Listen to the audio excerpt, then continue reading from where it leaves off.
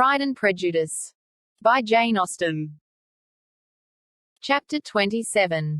With no greater events than these in the Longbourn family, and otherwise diversified by little beyond the walks to Meryton, sometimes dirty and sometimes cold, did January and February pass away. March was to take Elizabeth to Hunsford. She had not at first thought very seriously of going thither, but Charlotte, she soon found, was depending on the plan, and she gradually learned to consider it herself with greater pleasure as well as greater certainty. Absence had increased her desire of seeing Charlotte again, and weakened her disgust of Mr. Collins. There was novelty in the scheme, and as, with such a mother and such uncompanionable sisters, home could not be faultless, a little change was not unwelcome for its own sake. The journey would moreover give her a peep at Jane, and, in short, as the time drew near, she would have been very sorry for any delay. Everything, however, went on smoothly, and was finally settled according to Charlotte's first sketch. She was to accompany Sir William and his second daughter. The improvement of spending a night in London was added in time, and the plan became perfect as plan could be. The only pain was in leaving her father, who would certainly miss her, and who, when it came to the point, so little liked her going, that he told her to write to him, and almost promised to answer her letter. The farewell between herself and Mr. Wickham was perfectly friendly, on his side even more.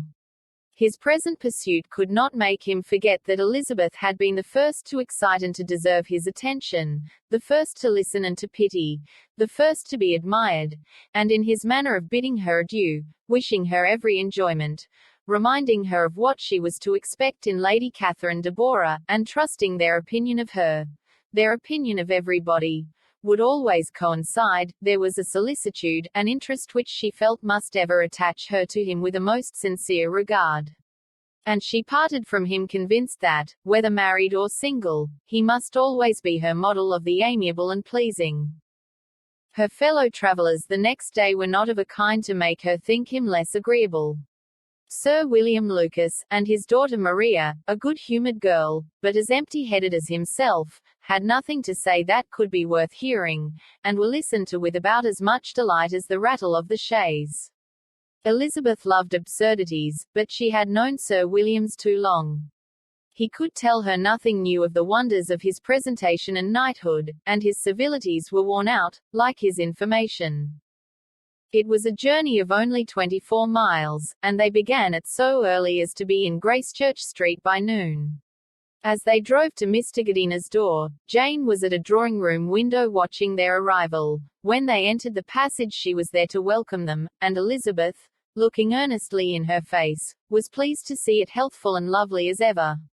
On the stairs were a troop of little boys and girls, whose eagerness for their cousin's appearance would not allow them to wait in the drawing-room, and whose shyness, as they had not seen her for a 12-month, prevented their coming lower. All was joy and kindness. The day passed most pleasantly away, the morning in bustle and shopping, and the evening at one of the theatres. Elizabeth then contrived to sit by her aunt. Their first object was her sister, and she was more grieved than astonished to hear, in reply to her minute inquiries, that though Jane always struggled to support her spirits, there were periods of dejection. It was reasonable, however, to hope that they would not continue long. Mrs. Gardiner gave her the particulars also of Miss Bingley's visit in Gracechurch Street, and repeated conversations occurring at different times between Jane and herself, which proved that the former had, from her heart, given up the acquaintance. Mrs. Gardiner then rallied her niece on Wickham's desertion, and complimented her on bearing it so well. "But my dear Elizabeth," she added, "what sort of girl is Miss King?